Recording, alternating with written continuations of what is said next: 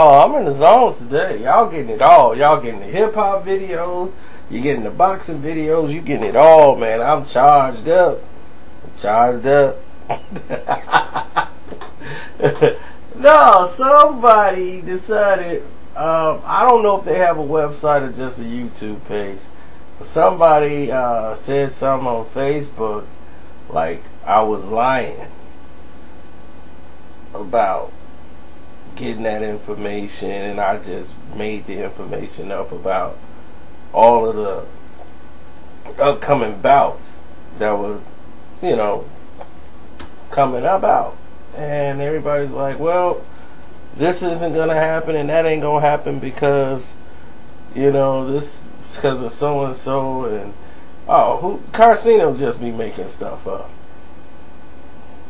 Where would he get that? Why would they tell it to him and not tell it to Boxing Scene? Well, let me inform you a little something. Just because you see Boxing Scene out there, Boxing Scene amasses a lot of their information from a lot of other people who work for other boxing websites. They just have a good relationship with the president or the owner of Boxing Scene. And they put their information and videos and stuff on their page. And we do it. We just don't fall into the area of politics that Boxing Scene and the rest of these guys do. So when that happens, we just report what we get. Now, when I got this information, I got it from the man himself. And when Bob Arum normally tells me what's going on, it's about 96% positive that is exactly what's going to happen. And no matter what I see on YouTube or boxing, whatever, it seemed to always turn out to be exactly what he said from the beginning. Now, we spoke in the car before I even got home and got a lot of this stuff set up. So I kind of had to make him go over it again and repeat it so we can do it in interview format. Because me and him just had a conversation for like 2 hours in the car ride when I was coming back to the house. And once I set up everything, he was nice enough to wait for me to do all of these things to get this done.